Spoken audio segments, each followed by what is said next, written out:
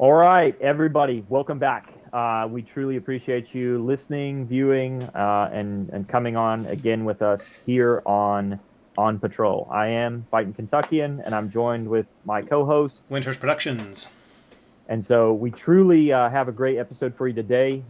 It's something that's near and dear to our heart, and we're going to talk a lot about modern wargaming. But before we get into that, we're gonna kick it over to Windhurst to talk our next section. But wherever you're at in the world, listening in your hobby den, out on the front lines, uh, we're looking forward to getting out and getting outside the wire with you guys on this episode. So please grab your spear, your shield, your musket, your belt-fed machine gun, and join us on this episode of On Patrol. Windhurst, I'll kick it over to you. Thank you, Kentuckian. As always, we'll start off with our alibis, caveats, and piggybacks from last episode. So, last episode was episode 23, and that was when we were talking about wargaming clubs in the United States and kind of how they look and the models and the way they work. That was a really popular episode that got a lot of traction and a lot of engagement. So if those are the types of episodes you like hearing about organizations. I've still got a couple months left here in the UK. Maybe we talk to some UK clubs in a similar fashion. Just let us know. Comments on whatever platform you're listening on is a good way to kind of give us your feedback, or on the Facebook page itself. And once again, you'll notice the timing of this episode is rather late in the month. I realize we kind of spoiled you all with two back-to-back episodes almost the last 2 months, and then a nice big gap back to our regular schedule. So I don't have any specific personal alibis, caveats from since last episode, other than you'll notice I'm very light on the Facebook page with stuff, other than packing all my collection. I'll talk a little bit more about that in the scouting report, but I'll kick it over to you, Kentuckian, for your alibis, caveats, and piggybacks. Yeah, we'll talk about our hobby kind of all quiet on the Western Front when we get into that. The one thing that I did want to say is, man, what a great discussion, and we're kind of seeing from the views and the listens and the comments about what everybody wanted to say about their clubs, and we really appreciate it. And truly, shout out to all the people throughout the United States that joined us and kind of gave us insight to their little slice of the pie of wargaming in North America. The biggest thing that I kind of wanted to say too is I really look forward. I was really engaged with some of the comments, discussions, the PMs that we had, and stuff about what you thought about your club and everything else like that. We really truly appreciate the feedback. Continue to give that to us. There was a comment, me and Windhurst were talking about it not too long ago, about somebody told us to link up with anything but a one. We thought it would be a good discussion. And I love those guys down in Texas. I think they have a great podcast, good 20-minute listen, and Windhurst made a comment, maybe we might be too long for him, but really, I enjoy how other people, come to the hobby and what the lessons they've learned are. And I think that was the one, personal thing I took away from the hobby is like, how do you guys do this? What works well for you? And, what have you tried and doesn't work well? And from the Northeast to the Southwest and anything in between, it was awesome, awesome to get there. So really appreciate, feedback. Look forward to it. Some people, I discover podcasts and, interviews like 2 years after they've happened. So always feel free to come on the mic, get on our On Patrol Facebook group, message on YouTube, comments, message us each individually at Windhurst Productions or Fighting Kentucky and let us know what you think. And then as always, we have a list of episodes that we're going into the summer months with, and we're always looking for other new ideas and things like that, and setting up interviews and kind of bringing that wargaming discussion to pass. So please feel free to send those to us as well. So without further ado, with no more alibis, caveats, and piggybacks, I'm going to switch us into our intro. So on today's episode, we are going to talk about kind of modern wargaming rule sets flip through. And so our idea is, this is not a deep dive, but we have 3 sets that we're going to want to discuss today. One is going to be Contact Front version 2. Me and Windhurst have talked to Carl a lot over the last I wouldn't say it's probably close to a decade. Yeah, so Yeah, since you did the first edition. it is a decade because I remember Carl had asked me questions on feedback on like TO&E and stuff when I was, a platoon leader. Really, really good rule set that we look toward to dive into and go into the flip through. We're also going to do Spectre miniatures. You can't go anywhere online without talking modern wargaming and not have that rule set come up. And then our last one that we're going to engage in the flip through is going to be Bela Ludy's Kalishnikov. And so me and Windhurst, I at least want to preface this, so I'm not going to put words in his mouth, but we have been modern wargaming, since I think we both got into wargaming, and it's something that we did. Now, if you remember, call back to our old episodes of, why is historical wargaming controversial, and there are some things in there. There are reasons why I don't think we do it as avidly as we want to, and there are reasons kind of, why we've had surges in it before and in the past. I do think it deserves its day in court. And what we wanted to do is, because we both have pretty decent sized collections of both 20 millimeter and 28 millimeter, is we wanted to kind of, hey, it's been a minute since we played modern rule sets, I will say for any length of time. And me and Windhurst, again, don't want to put words in your mouth, Windhurst, but I think we kind of cut our teeth on force on force. Yeah, same. Force on force is something that was, ambush alley games that was huge and popular in the early 2000s. A lot of great supplements for that game set. A lot of, you would always see it at conventions and things like that. And so we kind of wanted to dive back there. We were messaging people and talking to people and, being personal friends with Peter and Carl. We wanted to kind of say like, hey, these are rule sets we've played in the ether, or we've like helped tested, or we've talked to these guys about. But we wanted to do a flip through and talk a little bit about, what we're seeing from a 30,000 foot view with these rule sets. And we wanted to kind of do it's not going to be a deep dive.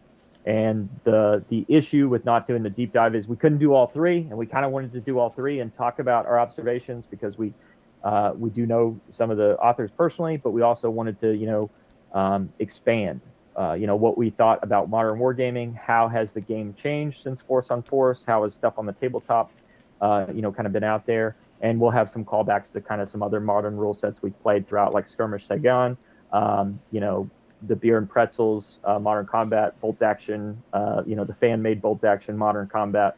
But we look forward to kind of getting in that discussion with you. For those listeners who are out there, the veterans of modern wargaming, I don't want you to think this episode is not for you. What I would like for you to do is help me, all right? Help me in Windhurst. If you're an avid Spectre player, you're an avid Bela Ludi Kalishnikov player, you're an avid Contact V2 player, or any of the other modern rule sets that are out there, and I know there's a handful that actually get some traction, I would like for you to comment, give us some feedback on what you see and some of our comments about these flip through, and this won't be for the newbie into the raw recruit into veteran modern wargaming. If this is something that you're looking at, we're going to make some pretty, I would say, pretty distant observations about some of them, how we think they'll affect on the tabletop, what we've seen in our handful of skirmish games, and then what we, things that we may not make sense to us, but at least what the author's trying to get at.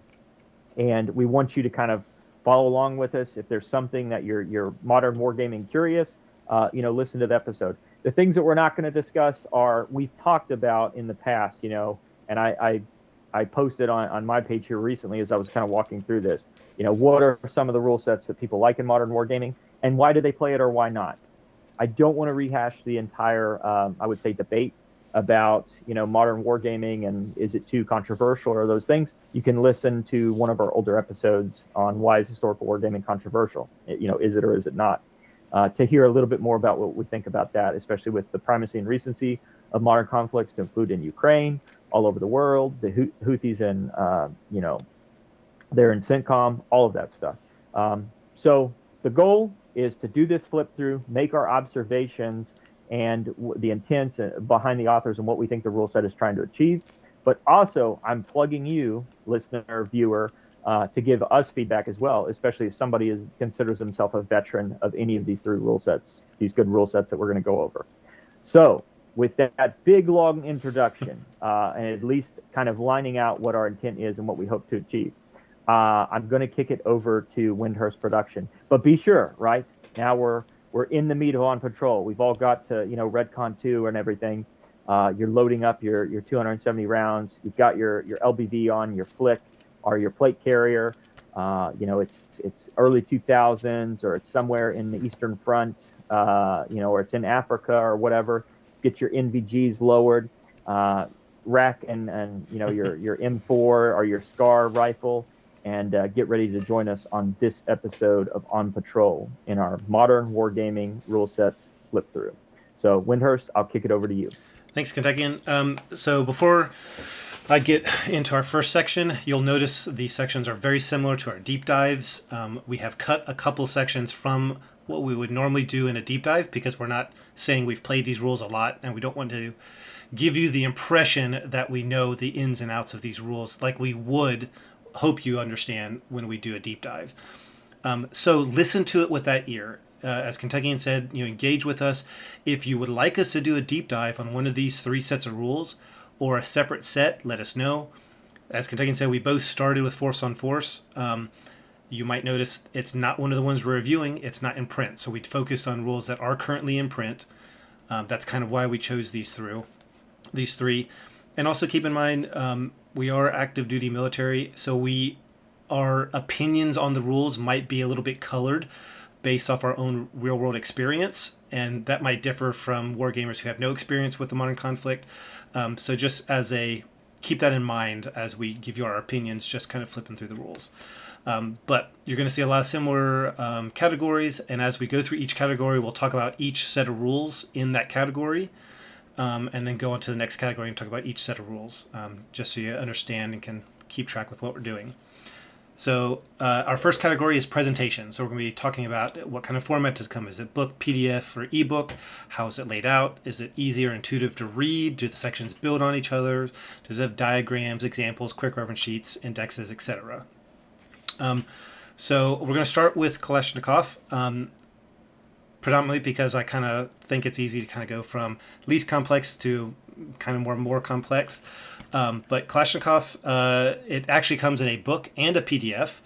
The book is about, at the time of recording, 20 euros, and the PDF is 9.95 euros. So really affordable. As you can see, if you're watching the video, it comes in a very half size. It's only 35 pages. It's got a table of contents. It's got a 1-page quick reference sheet that is very user-friendly. The sections kind of build on each other. They kind of go from what you need to know, army unit stats. It actually has an army list right in there with kind of a selection of factions, which was a really nice touch that some of the other rules don't necessarily have. Then it goes into sequence of play, command phases, movement, charge reaction, shooting, hand-to-hand, morale, and then it has a whole bunch of advanced rules. So they advertise these sets of rules as being for beginners. And so the core rules are only 12 pages. 12 pages of half page.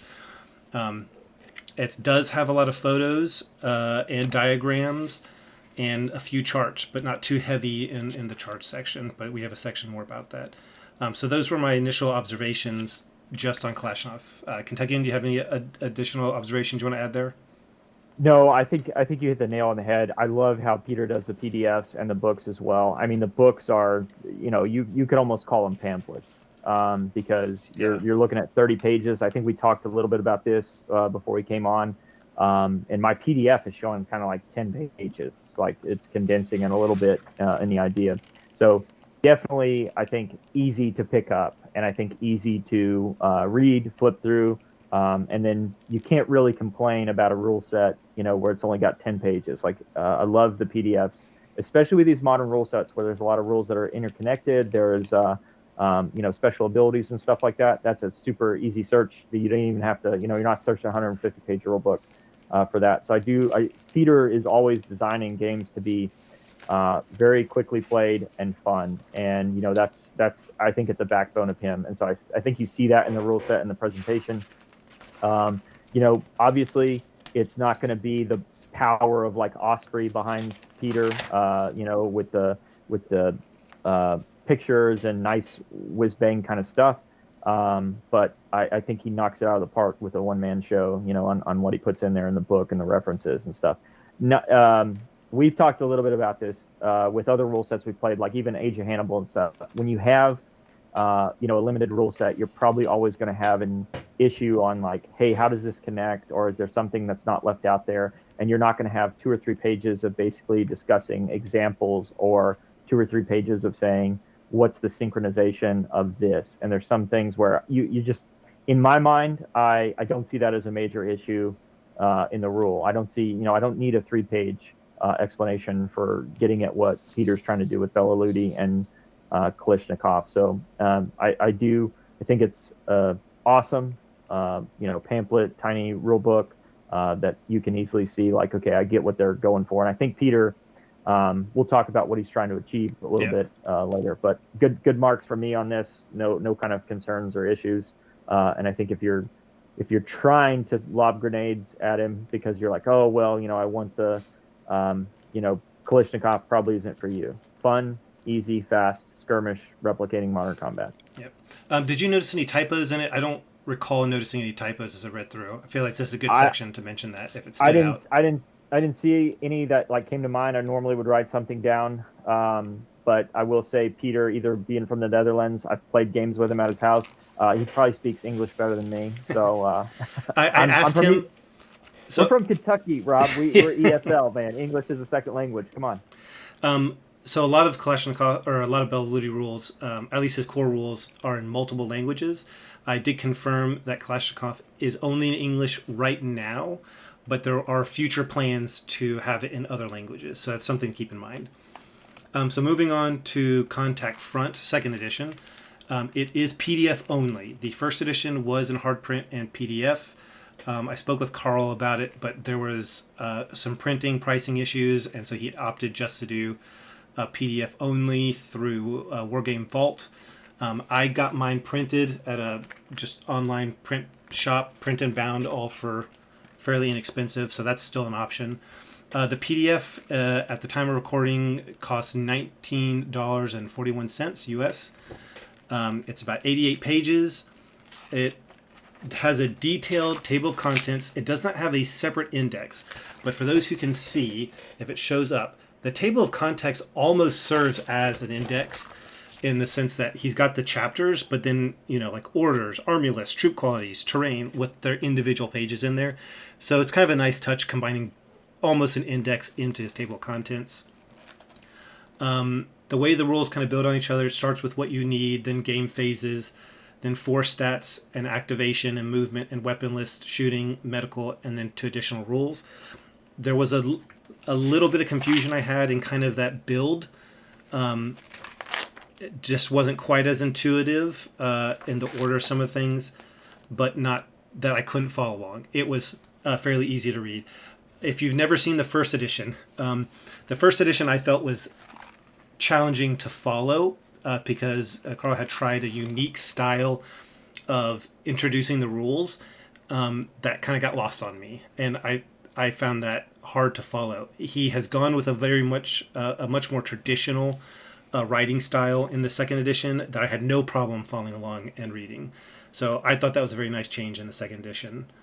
It does lose a little of its artistic flair, if you will, but it does have lots of photos. There's a lot of illustrations that I believe by Carl himself.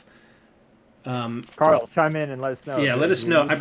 I feel like I've seen Carl posting these sketches as he works on them, and I'm not sure if it's from his own personal experience or not, but it has lots of illustrations. I don't believe there are any diagrams. There's no diagrams of how stuff works, like line of sight or anything, but there are lots of charts. Lots and lots of charts. We'll talk a bit more about that later. There is a quick reference sheet, or I should say sheets. It's about 8 pages of quick reference because I said there's a lot of charts, but he has it all there at the back for you.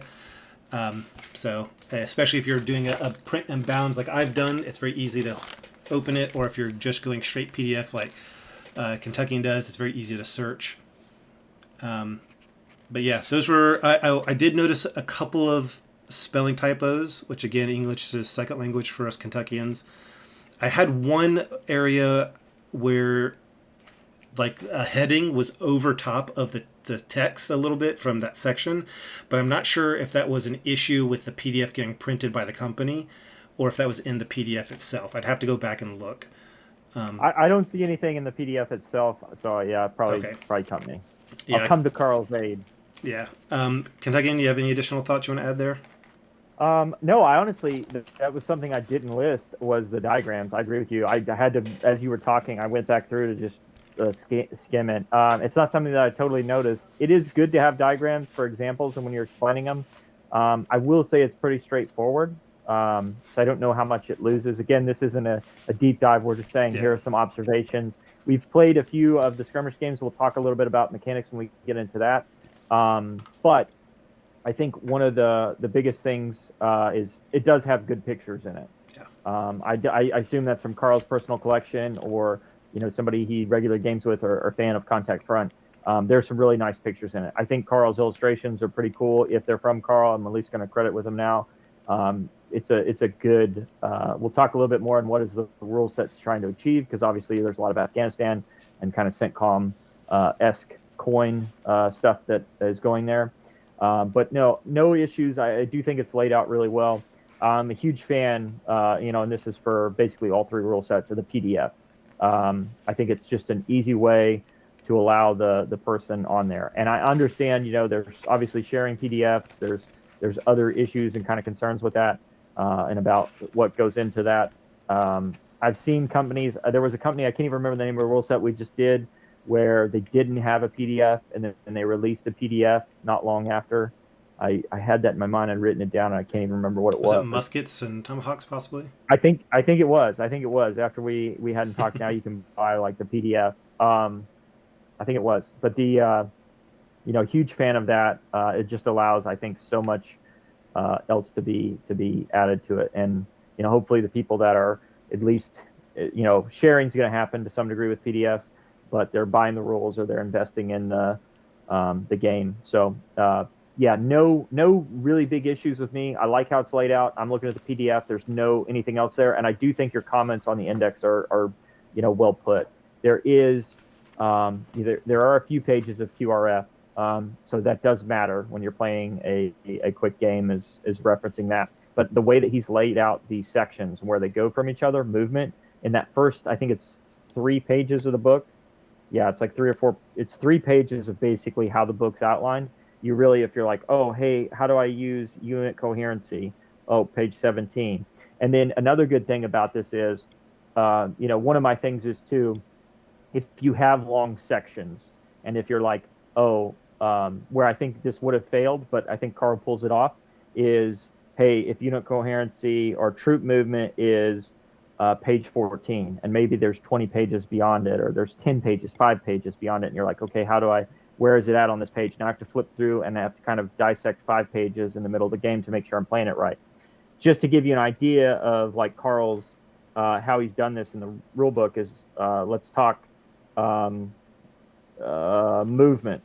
And so movement, obstacles, unit coherency, terrain, area terrain, tough ground, and waterways are all on page 17. So that's where I think this book kind of can suffice to give you the index, even from a lot of the sections. You don't see sections. You see normally 5 or 6 sections on the same page, which gives you've got the header at the top, so you can immediately reference it if you're looking for that index. I think it hits the nail on the head. We've obviously done this with some of the World War II rule sets that we played. Like, why don't they have this index? Like, this would be great, especially when there's a lot of breadth to the rules. And the way Carl's done it, like, the sections are small, they give you what you want, but, Viet Cong, in and out, here you go, here's this. Now, in the deep dive, are there going to be some frustrations if there's not enough meat on the bones and there's a conflict, that we have to resolve? That maybe, me and Windhurst are great at finding little niches in there that are like, what is the intent behind this? But no, I top marks in my mind for how the book's laid out. The sections run pretty well together. It's standard. I think you have to mention it because you're the one that brought it up as well. I like the idea about the briefing style. Yeah. I think they did in first edition. Yeah, I like the idea behind it. I concur with all your comments and co-sign that it can make it difficult to connect everything. And then it's very immersive. And so, we're wargaming. We're not playing chip-based games because we want to see pretty middle minis on the tabletop, cool terrain, all of that cool stuff. Carl's got the pictures in the book to show you. But I like the idea behind it, and I like the idea that, you try new things. So no other comments or thoughts on it besides that. Yeah. So moving on to Spectre. So Spectre does come in a book and a PDF. If you get the book itself comes with a PDF. So the PDF by itself, at the time of recording it, was $48. The book plus the PDF is also $48. So I think that's how Spectre kind of gets around the, okay, well, people might share PDFs. It's like, well, okay, fine. Here's the PDF, but you're going to pay the full price as if you got the book. You might as well get the book and get a PDF with it. That's a good. I like that. I like how they do that. It is 141 pages, so it's a bit more the size of a traditional kind of full-scale war game, whereas the other ones are a bit more skirmish, small format.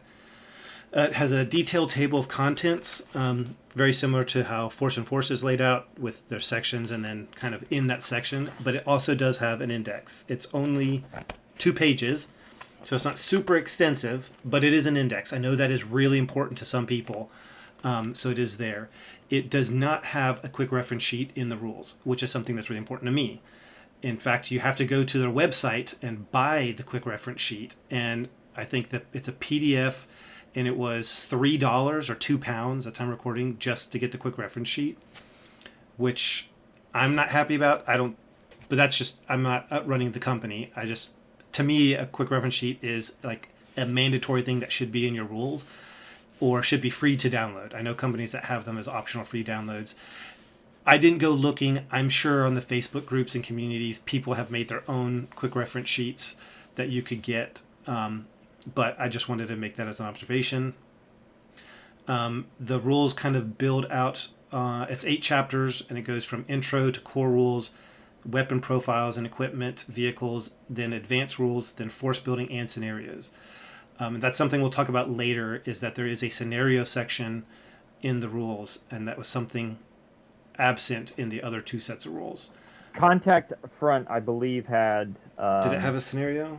Yeah, so I'm looking, because it had how tables were lined out. And this was something, location on the map, street sheet. Oh, okay, no, it's just a... table setup. Yep, setup sheet. Yeah. When I glossed over it the first time, I was like, oh, I think this is scenario, but it was just the setup sheet. Yeah, they do offer scenarios in a different format. We'll talk about that when we get to the relevant section.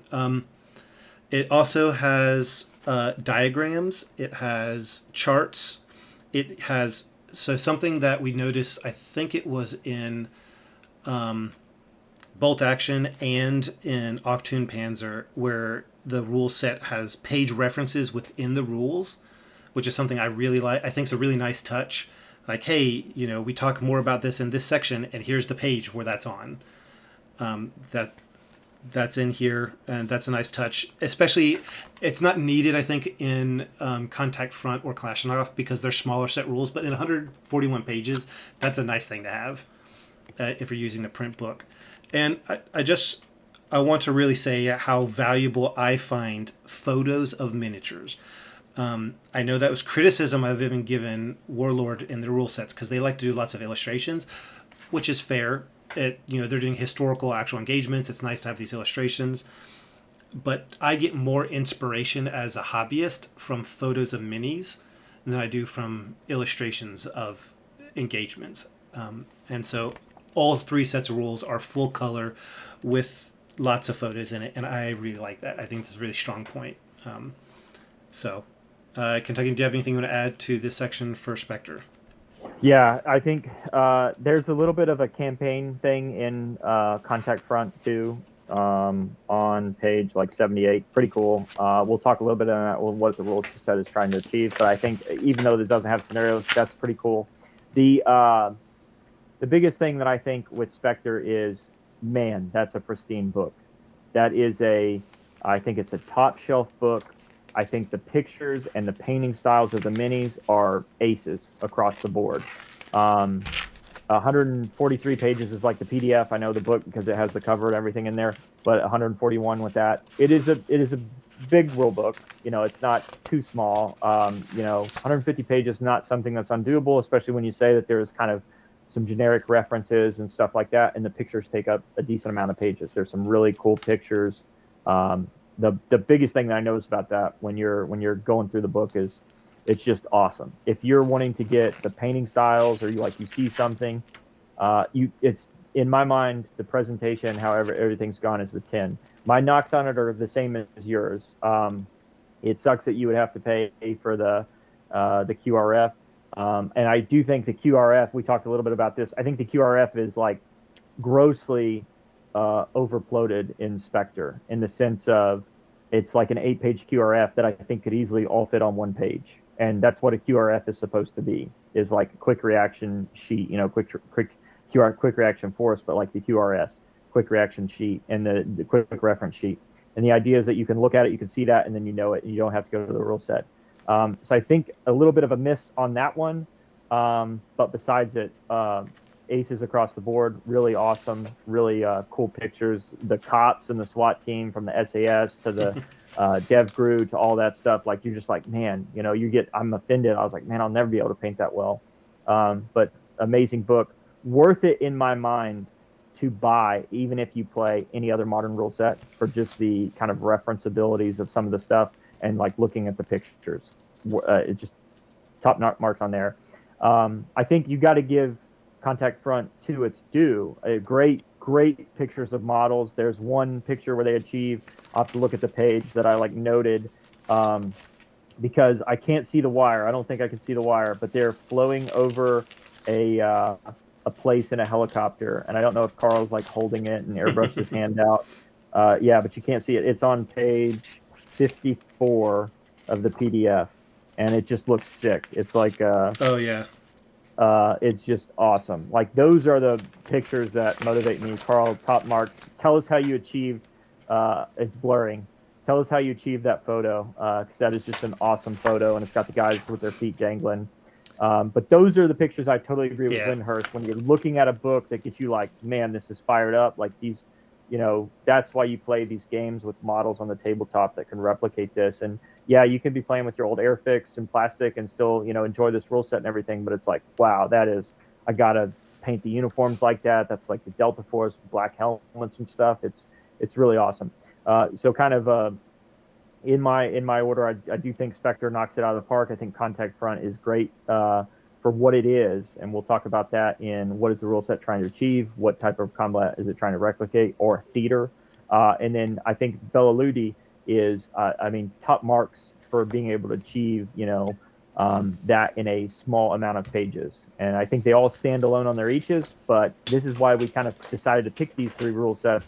Is you're already seeing what are they getting after and where are they going to go. Any other comments before we move on to the next section? I did notice, you're right, there is a mission creator in Contact Front, which is kind of like scenarios. They're like several different missions to help you set up. So yeah, I want to correct myself. It's named something different, so it can be easy to overlook. Yeah, they do have it. So as we move on, and again, keep it in mind here, 30,000 foot view. We've done some flip through. We've played through some of the mechanics. We've done some demo testing, and at least worked pretty hand in hand with, I'd say, with Carl and Peter. Spectre is all over the place. I have gotten a game or 2 of it when I was in Lexington, and then I've played it at a convention, I believe. Somebody walked me through it. And again, coming up in a demo game, very small game. I don't claim to be an expert at these, but want to be very transparent with you guys about this, and look forward to your comments, critiques, and criticism on what you think about it as we go through these sections. So next section, what is the rule set trying to achieve? We love this section when we do rules comparisons, and the idea is you've got to take whatever book you're criticizing it and put yourself in the author. What are they trying to show you, and what are they trying to achieve? If you go through Bela Ludi, I believe his reference is he's going from 1975 and beyond. And the issue is that Bela Ludi has a set of rules for Vietnam, right? And Bela Ludi has stuff that is hey, it's really going to only apply to that theater. as we're talking modern combat, and I want to give as like an alibi and an overview is you can change, there's some modern combat games that we've played where you're really just changing the skins. Are these Somalis? Are these Al Qaeda? And these are U.S. Rangers plug and play from either one of those theaters. But are there other rules that kind of will make you feel, or make the player feel like, hey, I'm in the Ir Drang Valley in 1968 in Vietnam, or I'm in a hostage rescue situation on a yacht, and like, what are they going for? So to back that down and go back to Kalishnikov, he tells you like this is kind of 1975 modern combat and beyond, and so you can able to achieve that. He's got special things in the rules that talk about. I had the page pulled up here. 1 second, where he has. There's a few like headers he gives you, and I'm gonna get the page number here. I horribly did not put it down in my notes. I think it's towards the end where it's something like minefields, buildings, foxholes, roads. Like he does that. Civilians are insurgents and civilians. Like that's one of the. I think I'm towards halfway through the PDF, but he talks. It's an advanced rules section. Yeah. And so civilians are insurgents. Like that. For Bela Ludi to put this in a 30-page book, but to still give you the ability to say like, hey, I'm going to go outside, and this can be an asymmetric modern fight. Right, insurgents, counterinsurgency, that stuff, or it can be force on force, like PLA versus the U.S. Army. I think those are pretty cool for you to change a facet of the rules and still go into that way. He's also got booby traps and some other things. There are high trajectory artillery, recoilless, bazooka, unmanned aerial vehicles. Yeah. He had that in there. Man pads, right? Stinger rockets. Like he has to where there's these advanced rules that can really help you craft, I think, what you're trying to replicate after 1975. Now, again, most of those are like 3 to 5, a tiny paragraph sentence that gives you a little bit of an add-on, or I would say a bolt-on to help you achieve something. Hey, we're doing the invasion of Iraq in the early 2000s. So like man pads are a thing, right? Really cool video if nobody's ever seen it. I don't know what it is. Rob, you may know. It's like an Air Force pilot that's dodging all these man pads and stuff for the Iraqis. And he's just like, you can see his breathing techniques. Oh, yeah. I've watched the video for like breathing techniques. He's like, and then, a scud or whatever flies by him, and it happens for like 2 minutes. So really cool that you're trying to replicate some of that stuff on the modern combat with some bolt-on.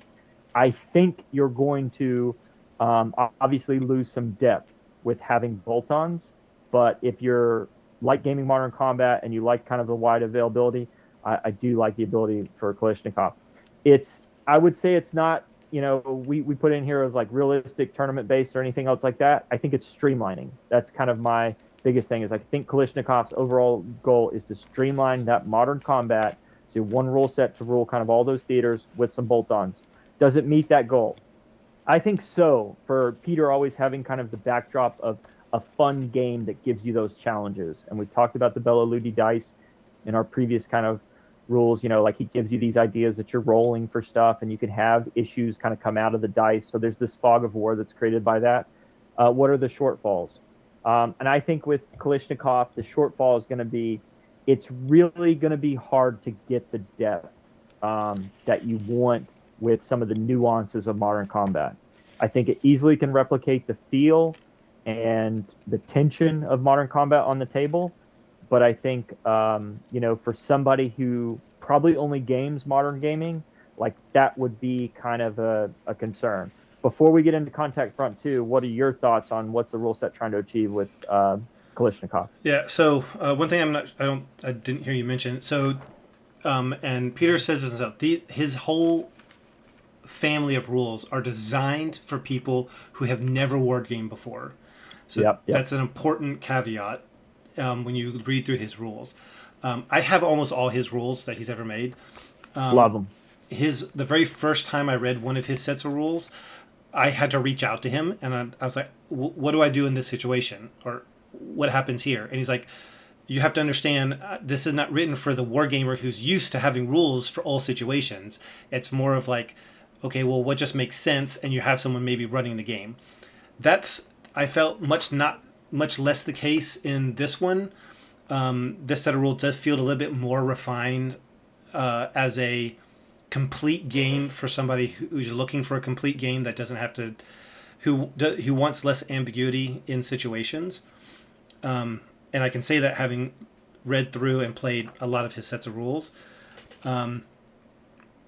The core rules really are the first 15 pages, and then there's all that bolted on stuff that Kentucky was talking about to give you more of the feel that you're looking for in a modern rule. I 100% agree with Kentuckian. I think the biggest shortfall in these rules is the depth for either an experienced wargamer might be like, well, you just don't have rules for this kind of thing, or somebody who only wargames modern, or somebody who's maybe coming into wargaming who is very, very familiar with modern conflict. They might feel like stuff is missing. And we worked with him a lot on the development of these rules, as like he would just ping us for ideas and feedback. And so, we kept telling him, add this, add this, add this. And to his credit, he tried to add a lot in there, but at some point he doesn't want to lose focus on what the objective is, which I think he does amazingly well. Like if the objective is a brand new beginner set of rules to get you into modern wargaming and then give you all the bolt-on stuff afterwards so you can get the right theater feel you want, he does that. And even as Kentucky was saying, the force list is even broken down in like the year. So it's got like Russian Federation from 2018, UK forces from 1985, Soviet Union in 1981. Like even his force structure is kind of broken down in that specific period. So he really gives you the tools to get the feeling you want, I think, out of the game. But you have to remember that the design and intent of the game is for brand new players. Yeah. And like the first time I went into a Belly Ludi set of rule, I didn't have that mindset, and I was like struggling. Like I'm missing all my stuff. I'm missing my 140 pages, rule book. But once I understood what it was for, to me, it is a perfect tool to introduce people into the hobby and into modern wargaming. So I think, and it's we still play it. I think it's fun. For the veteran gamer. Yeah, it's fun. And it meets the objective. My defense too of Peter on that sense of like some people are going to be like, well, if there's a hanging chat or like some ambiguity, like I do not like that. And I think the spirit of Peter's rules too are like, this should be enjoyment. Yeah. Like if you don't come to the table, we all know the wargamer in our club, that we've come across in the past. It's like they take something that is in the rules and they take it out of the spirit of the rules and they use that to just, hey, I'm going to win at all costs. Like that happens. And I don't have any offense, when people are that's how they like the game, that's how they get enjoyment out of it, and that's how they fun. But I think Peter kind of baselining it and saying like, hey, here's the experience that we're going for, and here's what we're trying to achieve with the bolt-on stuff. I think it knocks it out of the park. Yeah. Other comments on his stuff? Nope. You can move on to the next one. So Contact Front 2. So Contact Front 2 is coin in my mind. It is counterinsurgency. Like that's what he says, hey, the supplement's coming in the main rule book for Afghanistan, and then that's what that's what kind of you get. It's set up for that asymmetric fight. I know that I think he says either later on there, I've seen people say like you can use it for anything else. I know there was like a World War II version, or at least that was hinted at. I've heard supplement. World War I version supplement. But like the idea is like it's made for the asymmetric fight. So the asymmetric fight is going to be, untrained insurgency group versus, trained kind of near peer army or peer army, whatever it is in the AO. I think, Carl's done an excellent job kind of at least like laying that out. And this is what I'm trying to achieve, and this is the rule set. And then I think Carl goes like a step beyond, because one of the things that got me about some of the other rule sets I've played, like Skirmish Sagan or something like that, is you have like this tiny interaction, like a squad level or something like that of an ambush, right? So that's most of the time when you're talking about an asymmetric opponent, like they're going to have IED or ambush to basically get the benefit of the enemy. One of the things that I haven't really seen a lot of people do, and I see Carl do, is there's a campaign component to his game, and it's all about influence. I think it's on page 86 or so. Yeah. It's towards the end. Yeah, 79 starts in for me. Yeah, and so it's. I think that is awesome. I think that is when you talked about Hearts and Mind and the surge and the strategy and how efficient or whatever the goal of you think Afghanistan was and Iraq. Like I think that was you're seeing at least the battle plans. Now, will they ultimately fail or what is that? But you're seeing kind of a elongated modern game. And to me, I really liked how that connected because when I played modern, force on force a lot, and you played these things, and you had this microcosm of what seemed like a 2-hour movie, like an action movie, and you're rolling for cover and you're doing all of those things, but then there's no kind of follow on. And anybody who likes to play campaigns or an asymmetric fight, like normally that's kind of the tension you feel about, hey, is there going to be a civilian death on the battlefield based on the victory points? Are we going to be able to influence this AO? Are we going to provide security and protection? Like, I think Carl, for what he's trying to achieve, and again, with the Afghanistan supplement, I think that's noble. And I think that's something I haven't seen before, that somebody's taken a stint to modern wargaming. Now, what does that mean? Like, I would say some things if you're thinking about getting into it. It's set up for coin right now, so you're not going to get the effects of Spetsnaz versus Rangers in Eastern Europe. You're not going to get the effects, I think, of those things. I don't think it would be a hard grab to get those, and I'm sure Carl's got stuff in the works. Like Modern Wargaming is, I think, his bag. But I would say that what are you trying to achieve from the rule set? I think he's going for coin. I think he does a phenomenal job, probably one of the best jobs I've seen anybody who's tried to draft, kind of a modern rule set for, and I think he meets that goal. What are the other, kind of shortfalls? You're not going to be able to play that near peer right now, not that I've seen. And, do you agree with how coin is being replicated? As somebody who's kind of lived through it and was a platoon leader in Afghanistan, I definitely think, top marks. I think he gets to the bare bones of what you're trying to achieve, and I think he does a pretty good job. Your thoughts on Contact Front 2, on what the rule says trying to achieve and intended audience? Yeah, so he says in his own words that it is meant to be a narrative-driven game and not designed for tournament play. So he puts that right up front. That's it's going to be a asymmetric game. He says it's designed for fun and enjoyable play, and it's supposed to be written in a way to encourage players to keep the flow of the game moving rather than getting bogged down. A shortfall, I think the number of charts in the game can be prohibitive to that. There's a lot of charts. Now, again, we haven't done like a normal deep dive play test, so we might find that once you get the flow of it as experienced gamers, the charts go really well together, and that might not be a problem. We didn't mention this for Kalashnikov, but both it and Contact Front 2 are designed for section level to company level play. I think that's an important note. And like Kentuckian said, it's designed for coin. And one thing Carl has done really, really well, and it was even one of the things that I was impressed the most in first edition that he's carried over to second, is the problem you run into in an asymmetrical game is how does the insurgent side or the non peer nation side achieve victory, right? They're almost never going to get full battlefield coverage. You right? Yeah. Ice cream truck. No. So, and the way he's gotten around that is each commander has their own specific mission objectives. And when you're looking at the mission creator, and I think that's why I missed it, as it's not really scenarios, it's more of, okay, you're going to have your own mission objectives, and the opponent is going to have a different set of mission objectives, which might be directly counter to yours, or might not be. It could just be that, in order for both of you to achieve your objectives, you kind of have to get in the other person's way.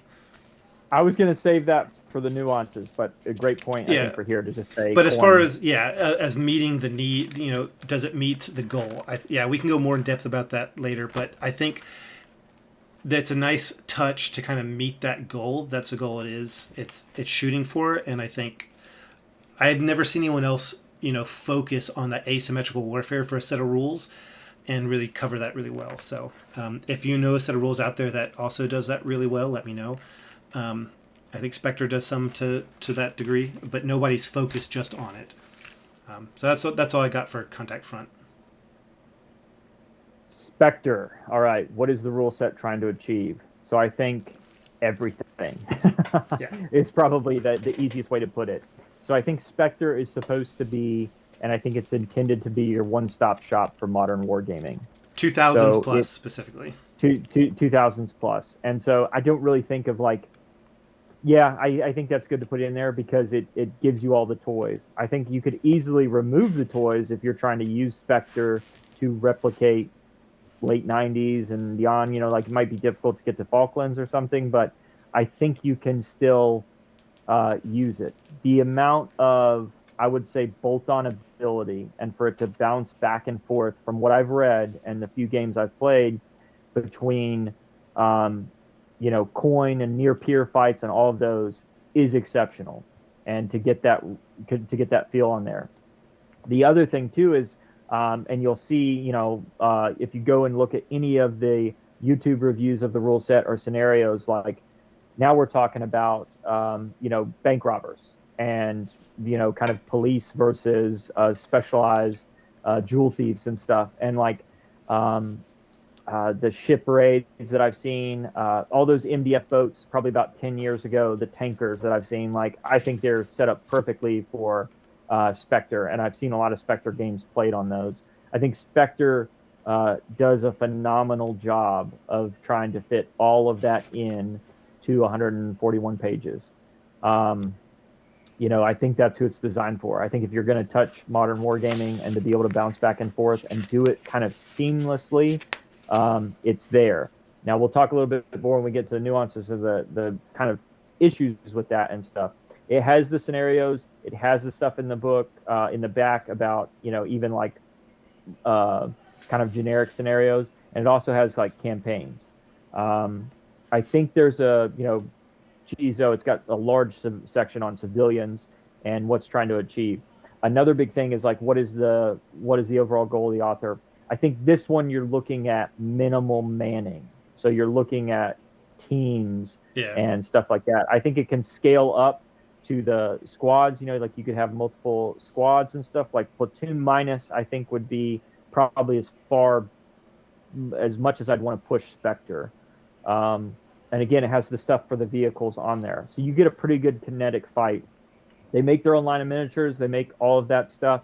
They've got a lot of good 3D printed files and everything else like that. I think as far as the company modern fight and those things, you're not going to get anywhere close to it. And I think the 6-man team, that's what it's normally designed for, is what you're going to get. And you'll have some multiples and you have some stuff in there, but the model count's going to be probably a lot smaller than what you see in Bella Ludi and in Contact Front, in my personal opinion. I think you can scale it, but there could be a decent amount of kind of bookkeeping, I'd say, if you had to do it, how far up you wanted to go, and with the cards, and how many squads do you have on the table, what does that look like? I have no huge pitfalls with it. I'd kind of rather talk those in nuances on what it's trying to achieve and mechanics, but I think it does probably one of the best jobs that you can do in trying to game 25 plus years of modern combat, from the SEAL team taking over the tanker to Black Hawk Down to the modern Ukraine fight and anywhere in between.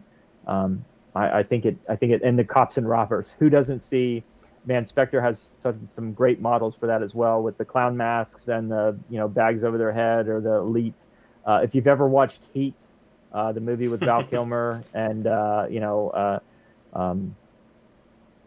can't think of it right now, but some pretty famous actors in that movie. I mean, you could play Heat, and that's always what a great little shootout in kind of the 90s, early 2000s. Yeah. I believe, I can't remember where it takes place, but awesome. What are your thoughts as far as what is it trying to achieve, and does it get that goal? Yeah, so it's definitely, I would say, the more complex of the 3 rules. In their own words, it's meant to provide comprehensive rules for wargames set in the modern era, and that realism is the heart of Spectre operations. So, we talk about in a lot of these sections, how is it crunchy? Is it meant to be realistic? In their own words, they're trying to be as close to a simulation as you can get and still have a playable game. One thing I forgot to mention in the layout, but it's a nice point to it here, is the rules has a lot of these designer notes, little boxes throughout it to kind of give you that author intent. And one of them here talks about how it is meant to be for modern play, like 2000s plus, but you could go earlier by, like Kentucky instead, just reducing or restricting access to certain equipment. So that is a nice little touch they have throughout the rules, but in their own words, they're kind of answering this section. They have the most of all three of these detailed lists for weapons and equipment, additional assets and things like that, including actions or reactions based off individual troops' kind of level of training. I agree with Kentucky, and I feel like it is definitely on the smaller troop level, but also the battle space. When you see a lot of games of Spectre, I think the average type of game, it might be clearing a compound itself, or like the oil tanker, or it's a very focused in micro view, whereas Kalashnikov and Contact Front can both be played at a bit more of an operational level, a little bit, where you could have more of the AO on the tabletop. And I think Spectre leans very heavily into the like special forces kind of tier operator side of the house, everything from civilian side to DoD side. And I think just with the emerging conflicts over the last 10, 15 years, when they did their second edition, they started to add a bit more of that kind of peer-to-peer, just because we had kind of been in a quiet era for that, but they want to stay with the times. But yeah, I think they do it very well. It is more of a traditional war game in the sense that it is complex. It's got a lot of rules. I would not recommend this for brand new to wargaming. If you're getting into wargaming and you've seen Spectre, go get your wargaming buddy who's really experienced and help him guide you through this, because there's a lot to digest here. And there's a lot of good YouTube videos on how to play Spectre. That as I was trying to walk through some of the mechanics. Again, don't want to promise anything, and I don't intend to be a subject matter expert on Spectre. But as I was just reading and kind of like, well, how does that mechanic look on the table? There's a lot of great videos from a zillion different people on walking through some of the mechanics, and I think they do a real good job. That's always videos on all three of these rule sets have been out. Definitely look at those as well, as if you're thinking about taking the dive into any of the three of them. Yep. So that's go ahead. I'll kick it over to you for gatekeeping. Yeah, so we're going to move on to the next whole section, gatekeeping. So entry threshold to the system, what kind of mechanics help or hurt new players? Does it have special dice, charts, lots of charts or tokens? The cost of models, does it have specific sizes of models? Do you have to go to the specific manufacturer? Any of the things that could make it easier or harder to get into. So with Kalashnikov, like we said earlier, it is designed for beginners, so it's probably going to have the least number of barriers to get into. It does require a bespoke D20 dice, which has 0 to 3 and blunders on it. That is a command dice that they use throughout the Bela Ludi line of rules. If you go and you order the set of rules, usually they have bundles where you get the rules, you get the dice, and they also have optional kind of like commander cards.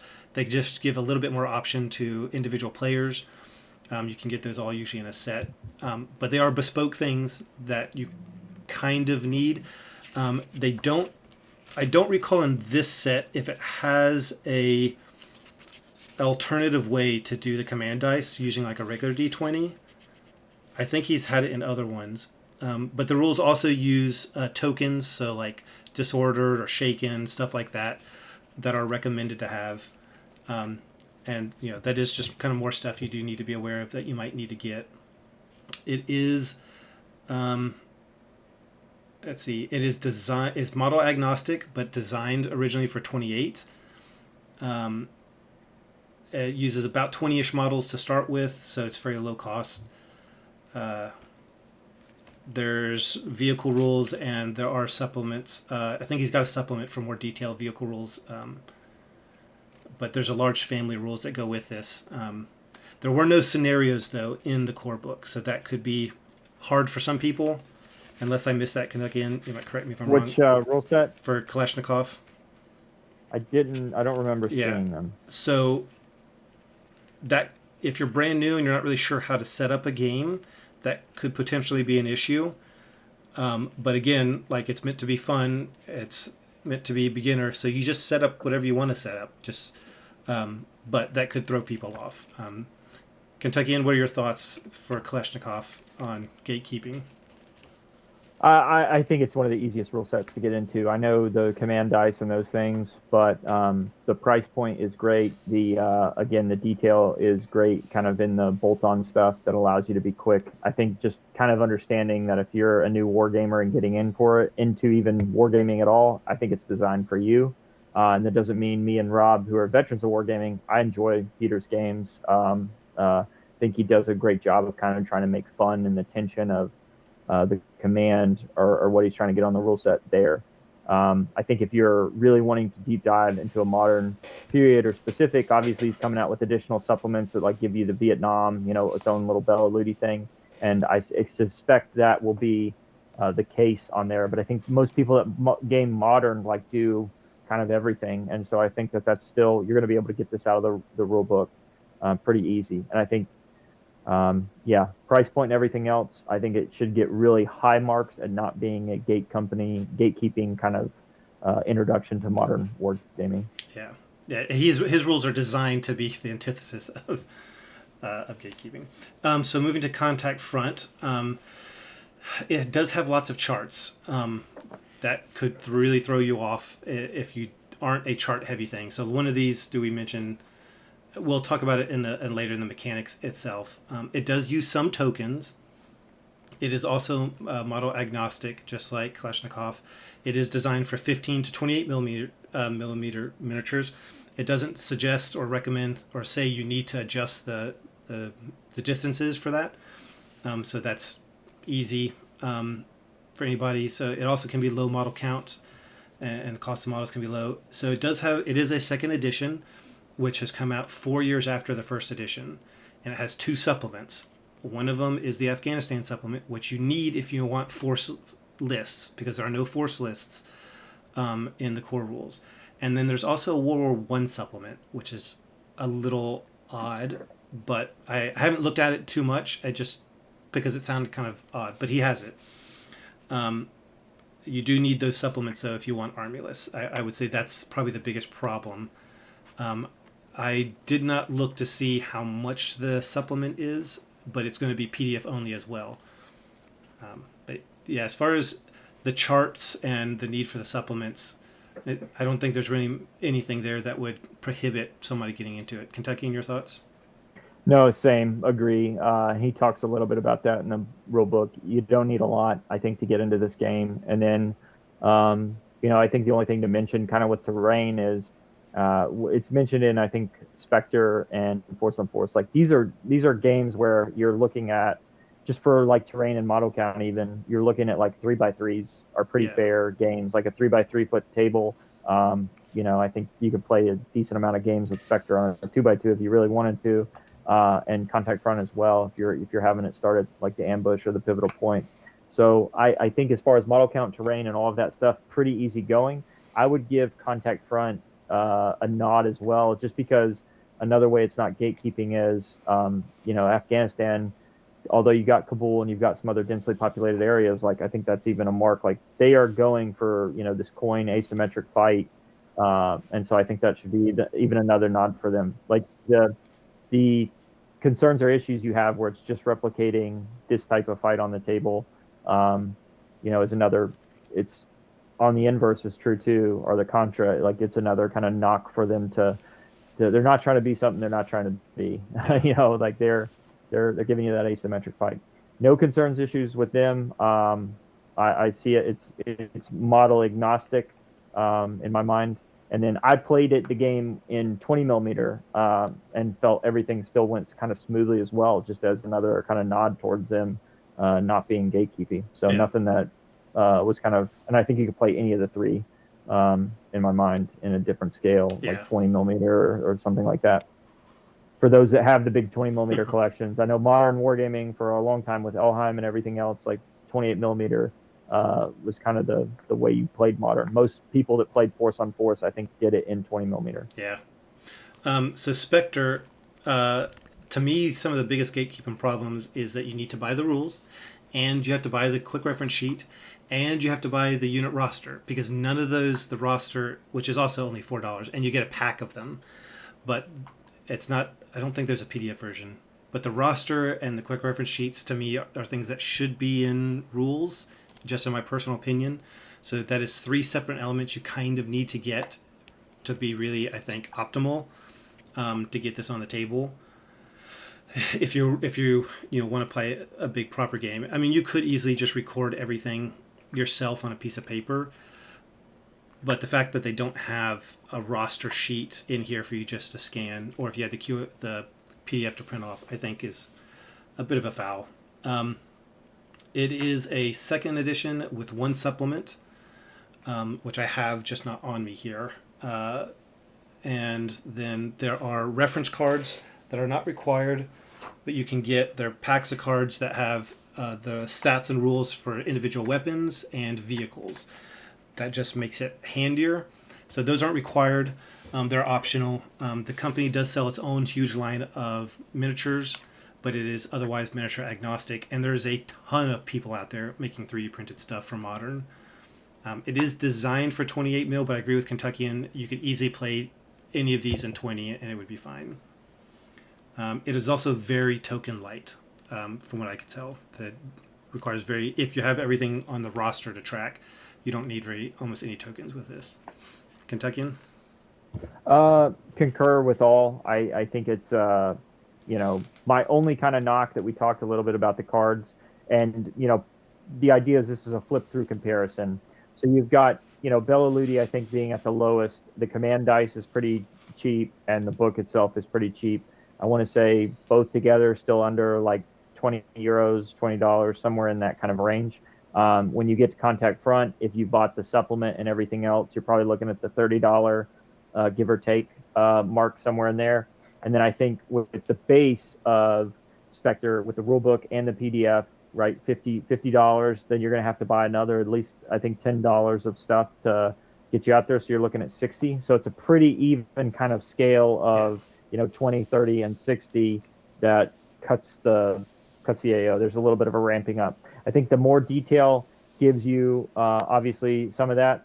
My only kind of knocks on it are really impressive feat to game all of early 2000s combat with 1 rule set.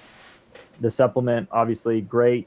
The cards, my only kind of like complaint is, and we talked about it before coming on here, the infantry cards are like literally a cool picture, and their stats, they're like 6-8 stats underneath it of their numbers of what they're like melee and tech or whatever it is, their stat. And the vehicles have, if you flip it over, it's got the armor on the other sides, or it's a top view. And so I think the cards are cool. I'm just like, man, I don't know. The infantry could have easily normally referenced. And then if you're having to fill out a stat sheet anyways in the class, you're just going to put that at the top, I would assume. So nothing, that's just a little bit of a why do it that way from me. But no major concerns and no really big knocks on any of them from gatekeeping. I think you get what you pay for with Spectre, and for the only one that kind of to sell its own line of miniatures, they are absolutely amazing. I think that has to be said.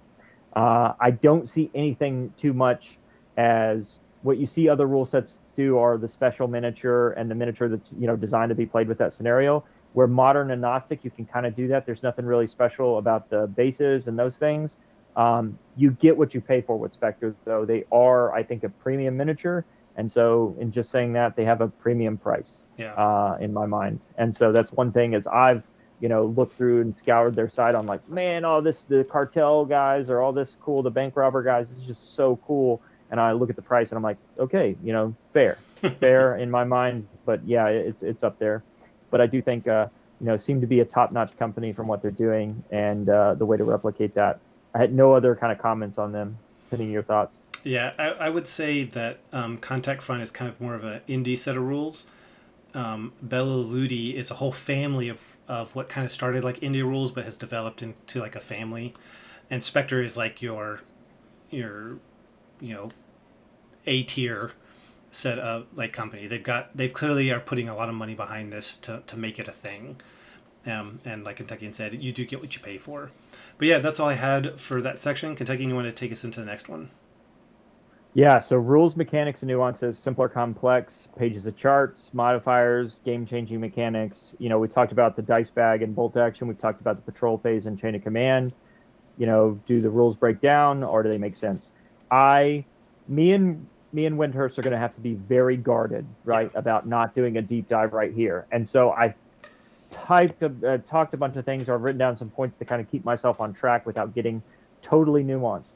I do not, me and Windhurst, when we do a rules deep dive in comparison, we like to have dozens of games played, and we still mess up, but we like to have dozens of games played.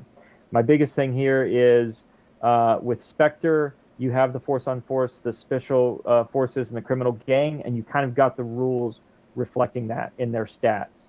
Um, 4 phases of the game, kind of with initiative, command, movement, and tactical action and combat phase, or 5. The stats with them are commanding, shooting stats, defense stat, and melee shot. And they give you, I think that those characteristics give you enough to replicate what they're trying to, whether it's an elite force or whether it's the insurgent or criminal gang, or maybe just a step up like the police officers that you use. And the other kind of add-on is they break down their personnel into another kind of 5 categories with elite, professional, trained, militia, and civilians. And so I think that you're starting to look like 4 or 5 things on each one of those in the phases of movement or in the phases or in the description of your force helps to give you, I would say, I don't want to be disingenuous, but like putting stuff in boxes is good because then you can transition from playing one and you're like, okay, what's this box for the civilians? What's this box? What can I do in the initiative phase? That allows you to kind of have more mobility, but at least have a standard line of like, this is what, this is how the game is played. These are how these people are categorized. So kind of fine with that. Going to contact front, you've got, it's a definitely I go, you go type of system with Overwatch being in there. And that's something that I kind of noticed. You've got the rally phase, the casualty phase, and activation phase. And I see, you a little bit of a breakdown on, you don't have that many phases, but you have, these similar type of movements. And you still have the breakdown of kind of insurgencies versus trained soldiers. And but kind of a new nuance thing is when you have additional things that you can get in Spectre to like that your force can get, whether it be elite, and you've got these options to have these great things that I think a little bit more, make it a lot more crunchier, like Windhurst had said in the beginning, of like they're trying to be that simulation of modern combat and give you that feel and still do it in a where it's a game and you're having that tension and that playability on the tabletop. With when I notice like contact front makes nods to that as well, I would think it's a lot less crunchier in the sense of the special abilities, the special things that you can have. But I do think it's like timely, and when you're trying to replicate point on the tabletop. So you do have smoke, you have grenades, you have combat care and vehicles in contact front. Vehicles is a huge, large section of it. But one of the things that you kind of see as you're distilling down, how is contact front showing this? And it's like you have the triage that you can do when you're a trained force, as opposed to like the insurgents and those things. And I was like, wow, that's everybody has an IFAC in individual first aid kit in coin and in Iraq and Afghanistan. And so that's like, well, that's a cool way to kind of replicate and give you that feel of it. And I think Spectre, where it's not just trying to be one theater, gives you these additional things that you can kit out with your stats, as Windhurst was talking. But I think that can be a trap for the unwary, is my only thought to it. Is like you really, really need to read those sections very well and kind of understand it before you get there on how you're going to break that down. I think Bela Ludi, saving it here for the end of it, is kind of the cleanest of them. Like you've got the special things that I already talked to you about with like booby traps, man pads, and those things. that give you a little bit of the bolt on. I think they're not going to be at to the depth of what you see in Spectre, and they're closer to Contact Front too. But that would be my biggest thing, is like that's the scale on crunchiness, that's the scale on um, the details of Mm-hmm. modern combat. And so if you already know, me and Windhurst have talked about wargaming in modern times. If you already know that, like, I think it's hard to replicate Yeah. unmanned aerial drones on the modern battlefield. I think Spectre gives you a really good shot at the depth of that. I think Contact Front 2 talks about it, and I think Bella Ludi even has it. They all Yeah. have it in there, but like, what is the depth that you want to have that in? And then what's the type of drone? What can it do? Is it dropping an 81 millimeter mortar shell? Is that the detail? I think they're all similar in the phases, and that's what I wanted to talk to a little bit about. I think they're all similar in the way that they try to characterize troops to some degree. But I think if you're the similarities in all of those, the detail is just more in Spectre. And I'm not even making the claim on here on whether that's good or bad. I think it goes to the eye of the beholder and the gamer himself, he or she, in the sense of what are you trying to replicate. To me, there's nothing, I would say, earth shattering from all three rule sets in trying to replicate this on the tabletop. There's nothing that I really stand on and say, um, that really takes modern combat in a different way. I think they all try to replicate that, and whether they do it through phases or the additional bolt-on stuff or the depth of the bolt-on stuff, I think they achieve that. I think the nuances are there. Um, but just as we said with the QRF sheets, like the 8 pages from Contact Front, the several pages from Spectre, that has some depth that I think can be a trap for the unwary, and that's what I want to kind of at least caution people to about. I think they're great. When I've seen them and I've read them, and then I've watched either games played, and as I was working through some of the mechanics on triage or the phases and how they interact, I think they're great, and I think they all do a great job of it. But I think it can be.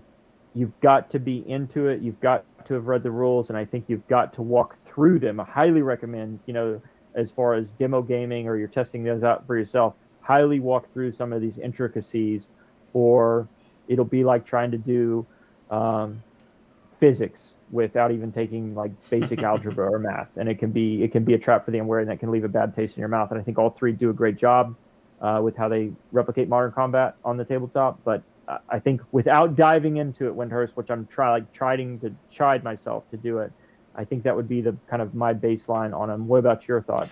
Well, so I agree. Some observations. They all are I go you go. They all also do have some form of overwatch and interruption.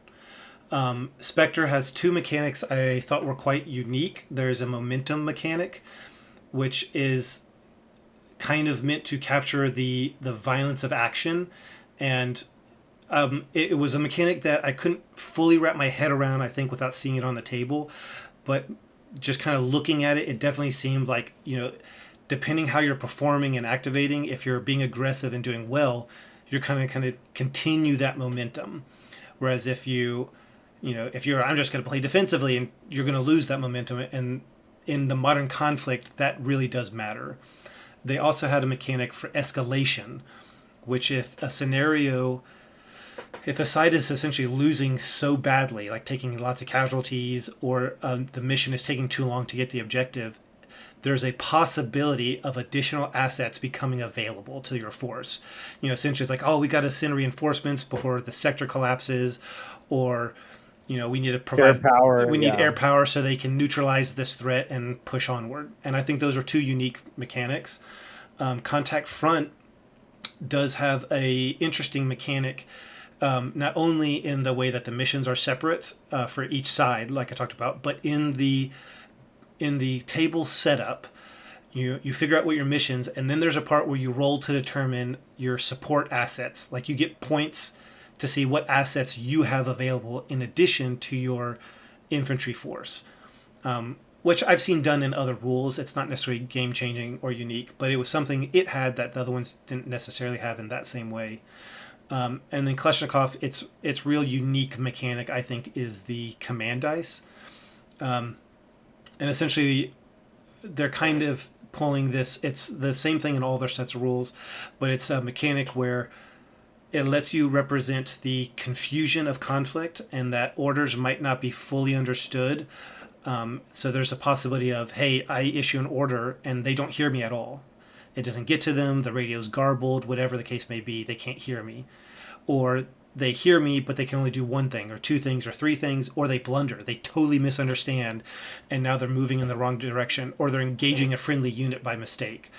And neither of the other two rules really have that kind of situation that I notice reading through. So they all, I think, bring something unique to the table, like Kentuckian said, but nothing so game-changing in the world of wargaming that we might have seen in some other rules that we've talked about. I mean, I would probably bring in the patrol phase, and I said it when we reviewed those rules. I'm probably going to try and implement the patrol phase in every type of game I ever play that you see in brain farting the name. Chain of Command. Chain of Command, thank you. Just because that was such a unique and nuanced mechanic. But yeah, I didn't think any of these rules had something quite that groundbreaking, but they all do have unique things in them that make them distinctly different. The momentum and escalation is a great point. I do think that that's it's so not thought of with modern combat. And, you know, when we talk about mount training and kicking indoors, it is what we see, whether you're doing, you know, Mosul, Iraq and kicking indoors, or whether you're DevGru and, you know, grabbing or SEAL Team 6, you know, sent to kill bin Laden. Like, that is such a key of modern combat with elite force and firepowers that you have on there. And I think is even, you know, true for that. So I totally agree with the momentum and escalation, and I like how the idea is like, you know, it's reminiscent of you're in the JOC and you get the Joint Operations Center and you get the call on the radio where like, we got troops in contact, here's what's going on. And it's like, hey, you know, every movie you've ever seen or real life operation you've been on where that is happening, and you're like, okay, we've got this on station for another 2 hours. You know, Viper 2.5 is up, you know, or the C-130 with the guns. You know, so I do totally concur with you. I agree, like, and maybe that's why I think we're veteran war gamers in a sense, and so I think that's why the objectives I've seen in a lot of other rule sets where the different forces, if they're not peer, you know, it's not like take all their dice or kill every enemy. You know, I've seen it from Flames of War Vietnam to you know, 1700s muskets and tomahawks, right? That we gamed. I think it helps to add to the tension of the commanders, and then when you don't know them. In Contact Front, I think you kind of know them, so there's not too much of a hidden thing. I think you can kind of spice some of those up. I don't know if it says... I don't remember if it's secret or not. Well, and I think the idea is if you've played the game or you're playing the game, you're kind of going to know what your opponent's ones are before. Where there's so much a divergent in like muskets and tomahawks where you could pick 20 scenarios and you don't know which one I have to get here. But I've seen that in like Vietnam, Flames of War, and like most of the Vietnam games I've played, like Baker Company or whatever it is, where you're really trying to just degrade the morale of them. You're trying to destroy, you know, you want somebody to die in their formation, or you know, whatever it is. And the same is true in Spectre. I agree with kind of everything that you said. And again, for the audience members who really want us to deep dive in this, that wasn't the intent of it. We just want to give you an idea and a flip through of what we're seeing. And we're actually hoping that some of the veterans of these games will come over the top and tell us, like, what do you, as being maybe a several-year veteran of some of these games, like, what do you see as an additional thing? Hard to get novel and nuanced with modern combat. I think one of the things that I could see in that is the drones and unmanned aerial systems.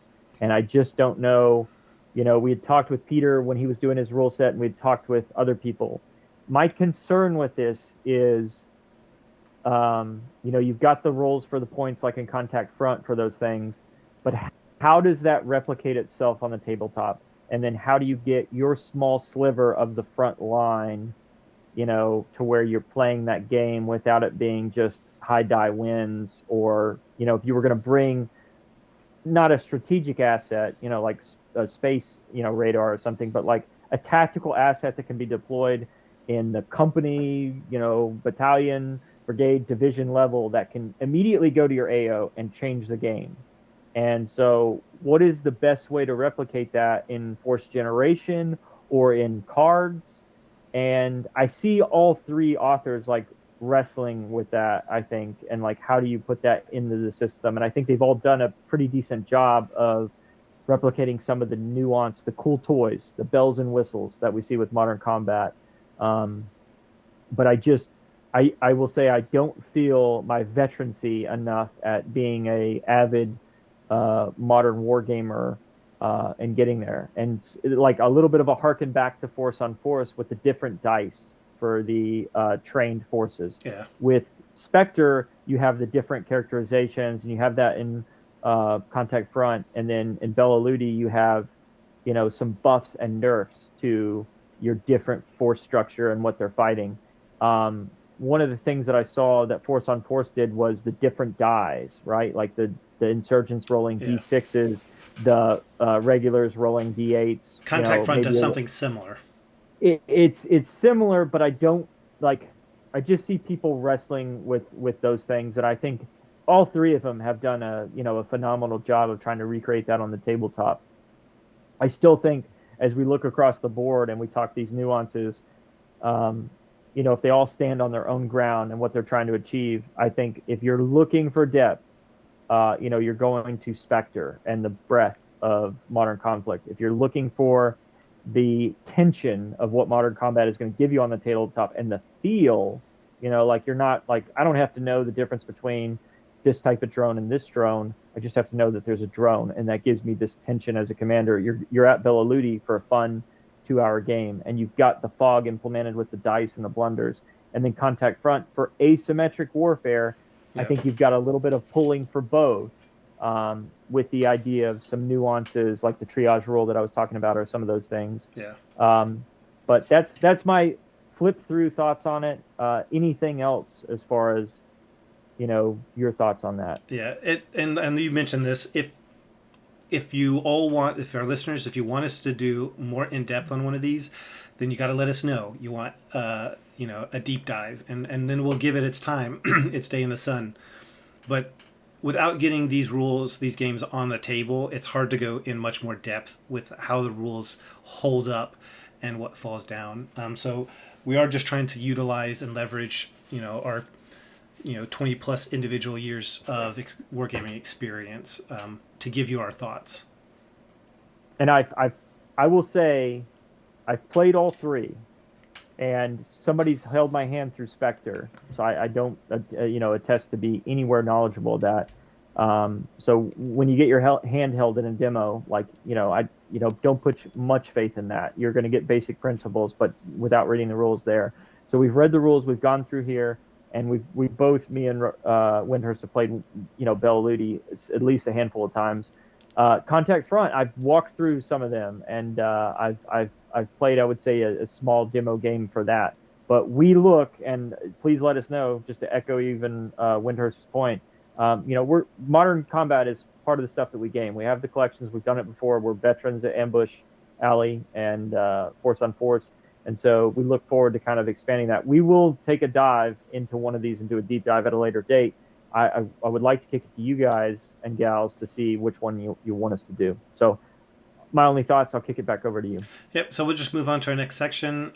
So opponents, the player community.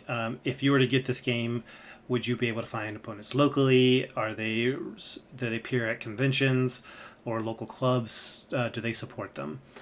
So with Kalashnikov, it is an indie level kind of game.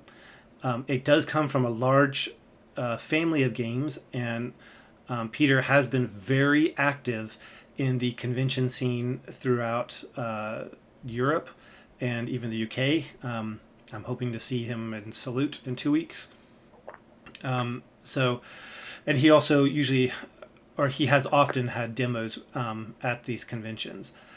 But as an indie level game, it's not maybe as well known. So one metric, I put a note for each of these. So Bela Ludi and Kalashnikov specifically does not have a Facebook group, but Bela Ludi does have a Facebook page with about 1.7 thousand followers. So just to give you an idea of how well known it is, I thought that was a good metric. I don't know how popular it is in the U.S. because I don't know how often he gets out there. I hope to fix a little bit that myself when I get back to the States. I would like to be a big proponent of the family of rules. So you might have a hard time finding people who already play it, but I think the nice thing about the Bela Ludi rules, because they're designed for new players, if you have it, I don't think you're going to have any trouble finding somebody willing to give it a try, because it's not like they're having to learn a complex new set of rules. What were your thoughts on the player community and opponents just for Kalashnikov? I think Peter's an awesome guy to get behind. I think he does a great work there in Europe, and I do. Keith Sullivan is a huge proponent of Bela Ludi in Ohio. Oh, nice. He does a lot of his ancient games. He uses that rule set. Again, slimmed down version of what you see in Hail Caesar and Black Powder. I've seen him put on con games with those. I think it's a great convention game as well as an introduction game because it's very simple and you get to the brass tacks and you get that tension and the flavor and feels of it. So I do think, and the best part about it is with the price point being so low, the rule set being so low, I think anybody who comes to a club or up to a table, like you're not going to have any problems finding opponents if you walk through it and host the demo. Yep. Yeah, that's my only thoughts on Yep. Peter and Bela Ludi. So Contact Front is also an indie level game. Carl does not have a Facebook page, but there is a dedicated Facebook group for Contact Front that has over 900 members. So I would say it's a known set of rules in the modern wargaming community. I think Kalashnikov is becoming known as well because Peter is very active on social media and in those groups. But I would say, people know that Contact Front exists. It is a modern set of rules. I feel like a lot of modern rule games players tend to kind of try different set of rules because, as we were saying earlier, it is hard to represent modern warfare. And I think everybody's looking for something specific to scratch the itch. So I think a lot of people try a lot of different rules. I know that's how it is for me. So I think it is known. But I've personally never seen it at any conventions. I don't know if you've had different experience, Kentuckian. I think I've seen some on the pages where like people are playing in the States. I wanted to say with the game. I think Carl, has a YouTube channel. Highly recommend doing it. He does a lot of different rules and sets reviews. He did a big Dead Man's Hand thing here not too long ago, and I like the how-to plays and stuff on there. Like Carl's, I think, getting steam behind it, and it's good. You can tell with both Peter and Carl, it is a very passionate project. One-man operation, though. One-man operation. Peter is, I think Peter has the breadth of the whole Bela Ludi multiverse, as I'll say, for you nerds out there. So Peter's got, from Stone Age to, from ancient combat all the way to modern combat in his core set of rules. And so I think, he is a big proponent for that. And you'll see his Arnhem table. He takes all the Europe cons. I got the privilege to play on that and get my ass whipped by Peter. But I think he's for it. For Carl, I think it's definitely a passion project with the art and everything else that you see and the support behind it. And so somebody who's living, breathing, and, blood, sweat, and tears that he's put into it, I have to respect all of his efforts. I think it comes through in the game and you see his intent to try to be accurate and create a good game for somebody, and still, be attached, I think, to the period and what is coming across in his 88-page book. So I'm a huge fan of both of them. I think do an amazing job, and I will continue to follow and be a supporter of their progress as they move on. Yep. Spectre obviously is a very well-known, popular set of rules. You see it a lot at conventions. The big conventions, they have a Facebook group for Spectre that's got 6.9 thousand members. They've got their own Facebook page, which has 11,000 followers. So I would say where Force Sword and Force used to be the gold standard. Like everyone knew that is the modern set of rules, the main set that everybody knows. I'd say for our current generation, that's Spectre. Everybody knows it. Now, not everybody liked Force on Force. Everybody had their issues with it, loves and hates. And so I'm not necessarily saying that Spectre's necessarily the most loved. It is certainly the most well known. I think of the modern for this scale. I mean, you've got other games for larger scales like Team Yankee and stuff, but as far as for individual models, I think it's the most well known. You'd have the easiest time finding people. Now, my caveat, like I said, the other two sets of rules are fairly easy and much easier to get into. I think some people could be really intimidated trying to get into Spectre because it is a bigger set of rules. There's a lot more pages, and all of these games, modern war games in general, do kind of encourage terrain dense tables. And now where you can use terrain from World War II or other eras can still work for modern games. I think that could be intimidating to some people. And I think some people could be intimidated by just the breadth of beautiful tables you often see for Spectre. There's some amazing tables out there I've seen for Spectre. Amazing. They look like dioramas Yes, for and like the modeler shows. yeah, and I could see that being intimidating for new people. If you're like, hey, I want to try Spectre, and like, oh man, I've seen it. Like, how are we're gonna have to get all this terrain together? Man, we don't have that in our collection. I could see that being intimidating because it is so out there that you have all these top tier modelists, painters, and gamers who put on amazing tables. So that's just my 2 cents. Kentuckian? My only other thoughts on the player community is they seem to be, I think Spectre is going to have the most reach. I agree with you. I think Bella Ludi and Contact Front are going to be somewhere in the middle there. And I think they're growing. I think they all three show healthy growth. Yeah. The player community kind of comment and that I've written down here is, I think, without rehashing old episodes, I think modern wargaming for wargaming does have a taboo kind of nature with it, with the primacy and recency of the conflicts either currently going on right now or happening so recently that anybody that they know is served. I don't really have too much to address that we haven't already talked about. You're here with two Afghan veterans, and so thoughts on that. My biggest kind of concern is that I just don't think when you talk about wargaming in general, I do not think modern wargaming, has the hold that any other period has, and I think it's probably not even close. I think it's you see with Spectre and everything growing. Obviously their models are amazing, tables are amazing, everything else. I think they're knocking down doors, to get modern wargaming back into a pretty decent niche of expansion. But as far as me and Windhurst have been in clubs all over the United States. We talk to historical clubs and everything. I don't see it as a regular kind of rotator on the tables at the clubs I've been to and everywhere else. I've seen it come out. I've always seen it.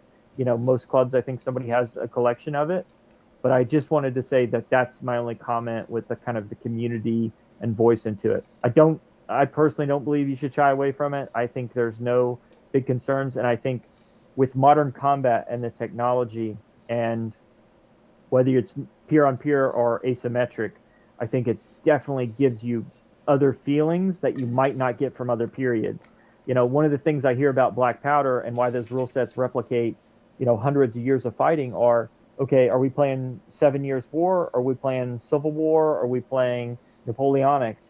And some people have felt like, well, we're just changing the skins. We could really use the same models, and I'm changing the skins of the models to be, are these Confederates? Are these Franco-Prussian? Are these,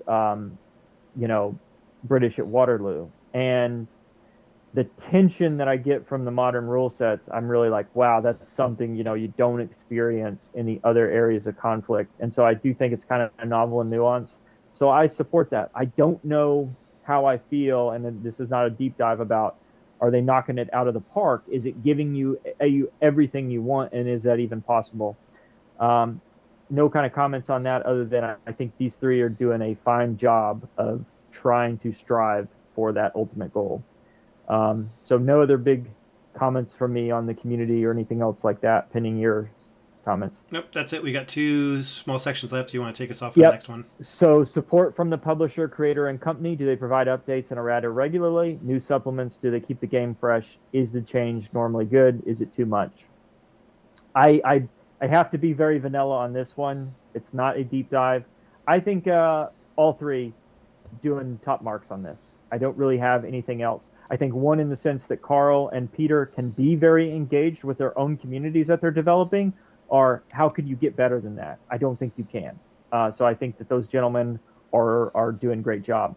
With Spectre, I think you have the weight of that company behind them, and I think they're pushing it. I think you always see stuff if you've on the ultra modern gaming groups online, discords, wherever you're at.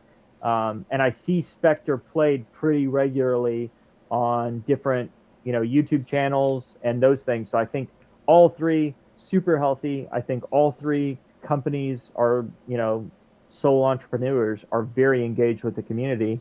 And I think they're giving you what you want. And that's where you saw, like, as Windhurst mentioned about Spectre and the new erratas, I think going to the force on force type of aspects of it, like I see change as being good. As somebody who, I won't say that I'm the, I've been with all three of them through the onset. I think I've had at least connections with them, and I can't say I was, super immersed in the early versions of Spectre. That's where I kind of had my handheld during the demos, and I think that it's from what I have seen, I think the change is good. I think the creator and company the creators and companies are very involved, and I don't see anything as bad. I look forward to, as we know, being current service members, that the modern battlefield is always changing and new developments are going to be in the way that we fight. I look forward to, these things are going at light speed.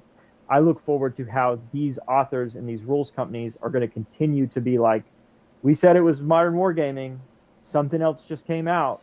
Let's see if we can implement this in. I kind of look more forward to that. And I think time will tell. But from all indications from all three, definitely staying apprised of that. And they're coming out like Contact Front version 2, right? Spectre has some additional kind of supplements here since its onset. And then Peter's always, I think, adding stuff to, like, how can I make it better? How can I do those things?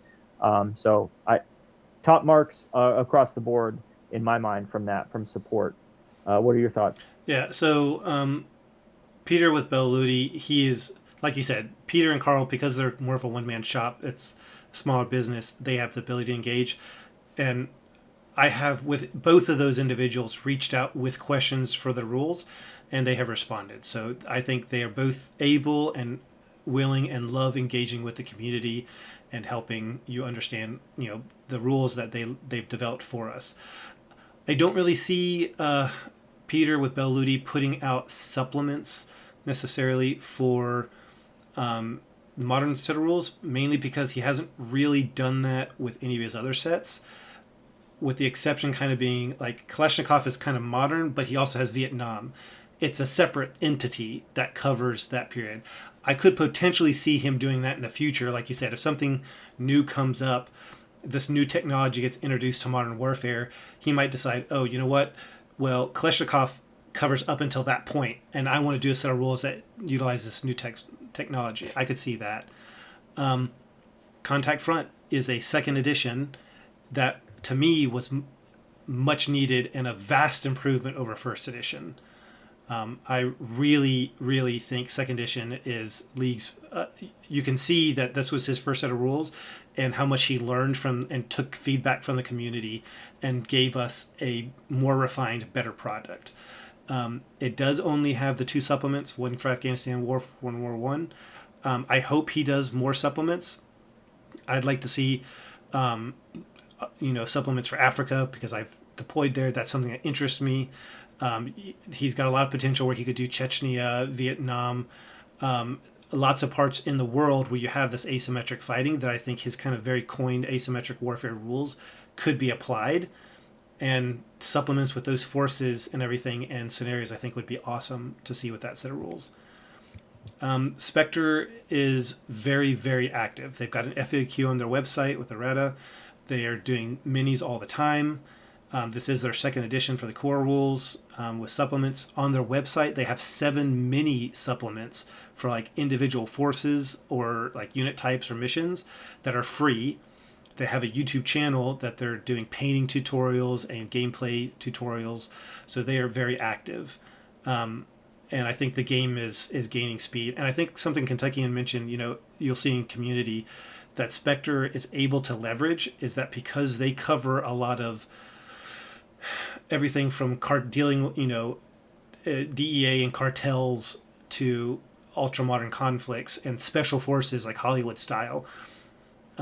They're pushing a lot of stuff out to cover all of that, which I think keeps them relevant and keeps people interested who might otherwise be kind of put off by, well, I know people who have suffered from this specific conflict, so I don't know if I'm going to play Afghanistan, who might be put off Contact Front because that's really what it's focused on. So I do see a lot of support for there. Do you have any final thoughts before we move on to the last section? Nope. So the last one is support from third parties. Do other companies support the game, miniatures, terrains, or tokens? I can sum my thoughts up for all three are pretty much the same. Because they're all miniature agnostic, it's super easy, and they're all either playable at 28 or other scale. And with the advent of 3D printing, there are companies out there that make traditional 28 millimeter models for Modern, but they're very niche, I would say, in the wargame community. There's more, I would say, you could find in 20 mil and 15 mil Modern, or even 10 mil smaller. However, with 3D printing, and because of the popularity of Spectre, there's now a huge plethora of 3D printable miniatures and terrain. And none of them really use any like super bespoke tokens or counters or anything that you can't find for other rules. So I think you don't need to buy anything from these three companies other than the rules, and everything else can come from third party. And I just think, so yeah, that's 100% third party availability out there. Kentuckian? Same, I agree. I think we both started on the same footing. We saw in the maybe late 90s, early 2000s, 20 millimeter Modern was kind of the way to go. Yeah.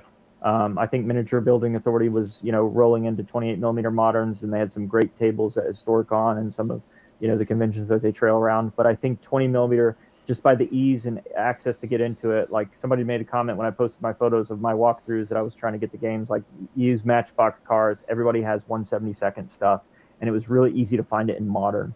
And so I think that gravitated a lot of people to going towards that way. Really like to know, even if you barely listened, you got through it and everything, and if you're a Modern wargamer and you think you've got comments on these rule sets, I'd like to know what you game in. Like, is it 15 millimeter? Is it 20 millimeter? Is it 28? And I just concur with all of your thoughts on it. I think 28 millimeter is taking over. I find myself liking to game with all three rule sets, and I find myself wanting to get something out of all three. And I don't know, with 28 millimeter and 20, like, we're splitting a baby with 8 millimeters in my mind. Like, what is better to have? And then based on the use of force, the forces, that you're going to either buy or purchase or 3D print, and then what is kind of, what do you want to replicate? With a 4x4, 3x3, and a 6x4 table, with a lot more movement and tension that you can get, and what you're trying to, is this an L-shaped ambush? Is this an extraction mission? Is this cops, chasing after robbers? I think there's a lot to be kind of said for that. And so I think, it could have catastrophic effects if you want to game one period of it, and then you're like, I don't know exactly kind of what scale I'm getting into. And if you're Modern wargaming curious, I think that you should put in some thought to that before looking at the shiny thing and purchasing it, or you'll end up like me and Windhurst, and you'll have both 20 millimeter and 28 we're still millimeter. Not decided on which one we like better. We're still not decided on how you want to replicate that. So, excellent points and thoughts, and that's kind of all I really have on third party. They're both, all three, though the world is your oyster on that stuff. Yep. You want to tie it all up for us? Yeah. So tying it all up, the biggest overarching questions that we didn't address, right, are the modern wargaming in general. And I know it can be a significant emotional event for some people in the topics and how they have it. The goal of this episode, which hopefully we achieve, is the 3 flip throughs of rule sets that we think are either catching on or are have caught on globally, and what our initial thoughts are for them. We look forward to kind of doing deep dives with at least one to maybe not all 3 of these rule sets in the future. The kind of one thing that we wanted to say was honorable mentions. We're both, I think, veterans of Force on Force and have dozens of games of Force on Force in our repertoire. A rule set that as we came out of the 2000s, I believe, that's when we saw Force on Force kind of start to go into the background and get out of print and all of those things. I still see it regularly gamed at conventions. I think Siege of Augusta, Historicon, and everything, I see people put on Force games.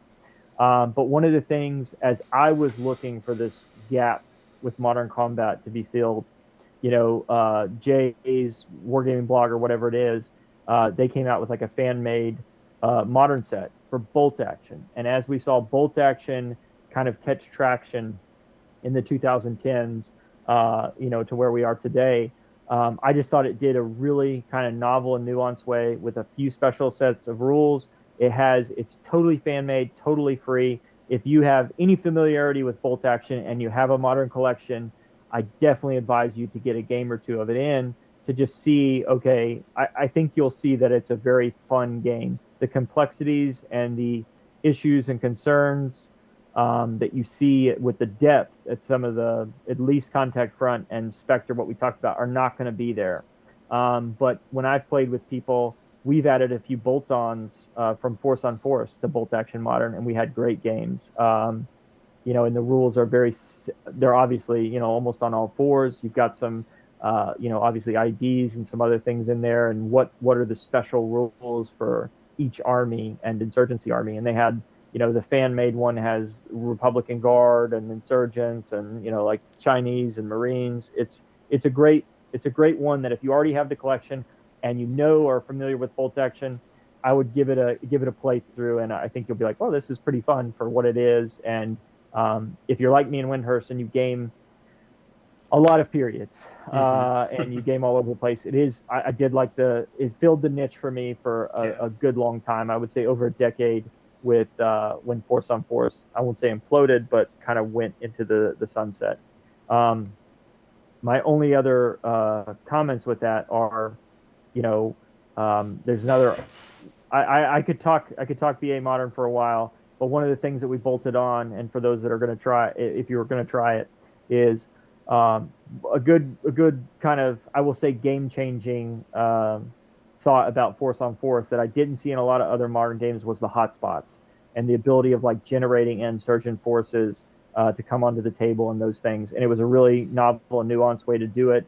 And it was great to play like Black Hawk Down in that sense, where you didn't know, if you were the enemy force or you're the GM controlling the game, you didn't know really what you had or where they're coming from.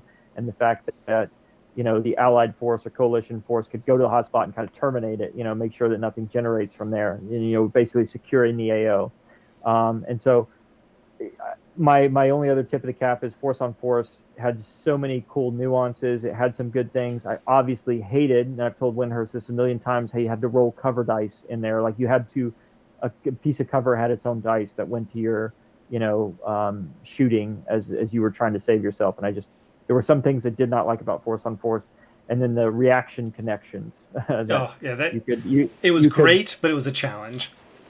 Well, and it was great for smaller forces, but if you had a lot of people in a very short zone, and you were like, okay, I'm reacting to his movement, he's reacting to my shooting, somebody's over across the table, the sniper's reacting to that, and it could lead to problems. So even though Force on Force was a great staple, my honorable mentions for modern wargaming and kind of what helped us get to this point, and I think the reason, me and Windhurst have the collections that we have right now it was a good gold standard for a long time, even with some of its flaws. Honorable mentions to me in tying this up is BA Modern and Force on Force, and I'll kick it over to Windhurst for another honorable mention. Yeah, so for my honorable mention, it's actually the rule set that I'm writing, so the Air Force React. And specifically, I wanted to mention it. I don't know if it'll ever be available to the general public as a core set of rules. I hope I can get permission to do that. But I've really noticed It's the. really good, but we can't show it to you. Yeah. No, I'm kidding. I have noticed in trying to develop this set of rules the challenge in replicating modern warfare. Now I'm trying to do it for training purposes, but it is difficult. And I think all three of these rule sets, Contact Front, Kalashnikov, and Spectre, have really done admirable job in doing it. And that's coming from somebody who I don't have the breadth of infantry-based combat experience that maybe Kentuckian has, but through training and through trying to develop a set of training wargaming rules, it really is a challenge. And to do it justice and to capture a lot of things to the point where it's like, is it worth doing? Because you could, and that was the thing. Bolt Action Modern was a good filler. It was the same. I was Force on Force. It kind of lost popularity for its own complicated reasons. Then there was Bolt Action Modern for a long time. But I think anybody who does modern wargaming is trying to scratch a specific itch. And I think the reason we've chosen these three rules is these three rules each scratch a different itch. And that's why we picked them. And that's why, out of all the other rules that are available, I've got a shelf dedicated to modern rules. There's probably 5 or 6 other sets of modern rules currently in print on my shelf that we didn't mention, because these three I feel like do a good job of representing those itches. So that is something I've noticed in working on my own set of rules. That is a challenge in specifically with modern wargaming. But yeah, we hope you enjoy these. Kentucky, if you don't have any other thoughts, I'll move us on to kit bag. Now, just please, for those that are, I think, entrenched in modern wargaming, I look forward to your thoughts. Get on the group, get on the YouTube, give us some comments, things you agree with in our overviews, our flip throughs of these books, and things that you've seen. And if you played multiples of these threes, let us know your cutting differences. And I'm looking forward to your deep dive comments as we look to deep dive into these. And I've always appreciated the battle buddy, the listener, the viewers analysis of this stuff. So no other thoughts from me. Great rule sets. Highly recommend buying all three. All right, so moving on to kit bag. So something that's timely, as we are both in the early stages or more advanced stages of permanent changes of station. So we are moving, and that means our collections need to get packed up and go with us. So our kit bag is travel storage. I have used several different options of foam from different companies that's in boxes and bags, but the one that, being over here in the UK, that I feel like for the price is the best for how much I get and how much I can store, and the variety they have in foam is, I think it's pronounced Feldair. They do, like, this is a zip up soft case bag, but they've got whole big wood cardboard boxes, smaller boxes. I've got probably 24 of them now that I'm putting everything in to put it in foam, and they have lots of different options. And I think for the price point for foam, it's one of the best I've seen over here in Europe. So that's what I'm relying on for a lot of my collection to ship it back to the States.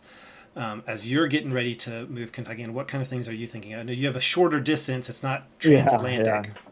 Yeah. The battle bags from what is that name of the foam? Battle foam. The battle bags from Battle Foam are what most of my individual skirmish armies go into.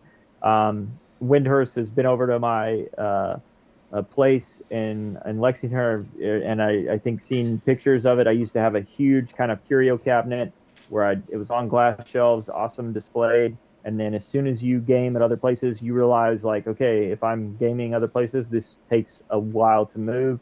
And I think that's when I transitioned to battle foam for a lot of the skirmish armies. We've done our reports already on the really useful boxes that I stole from Yorkshire Gamer. So I think that's a lot of it.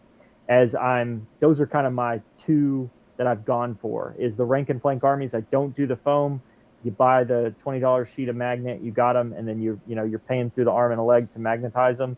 but I do like in the sense of, for those armies that you want to look at. And the thing that I don't like about the battle foam bags, although most of my World War II and modern stay in those foam boxes the whole time, is you can't visually see them when you're at your house. You can't visually like go over there and look and be like, oh, that inspired me, or just, the appreciation of it. And other people enjoy, I like going over to people's houses and looking at their armies, and especially if they're displayed. Peter, shout out to Peter, who's got two walls of his game room just to the brim, modern, through ancients and everything in between. So it's a good appreciation of mountains climbed when you can see those armies, and so that's why I went with the rank and flake armies to the really useful boxes.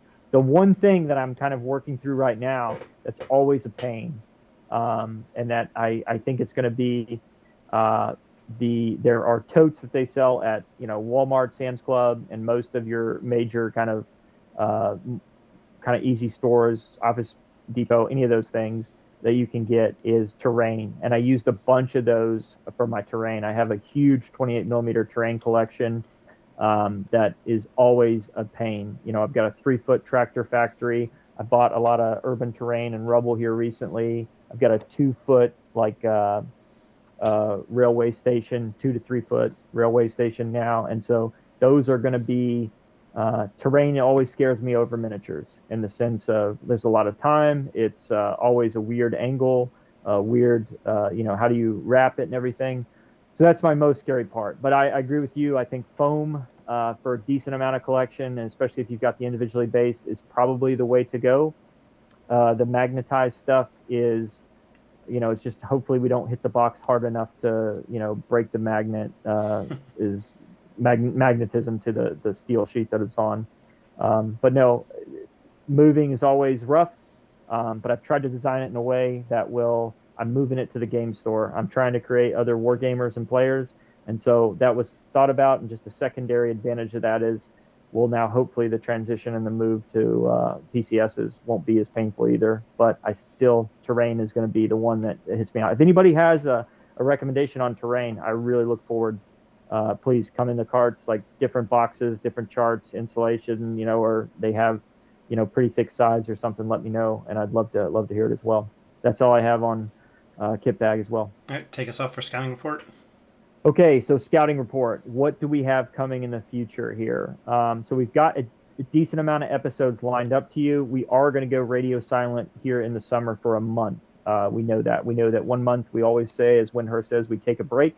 And sometimes it's during the holiday and transition and family and stuff, and sometimes it's during will be PCS for this month. So we do look forward to getting in our locations and getting you out throughput. Me and Windhurst have already talked. What do those episodes look like? We want to keep some a surprise, and we've got some interviews lined up that I think will be pretty fascinating. Looking forward, I think we'll have some availability in the fall, so looking forward to recommendations and those things. As far as we started a little bit macro there.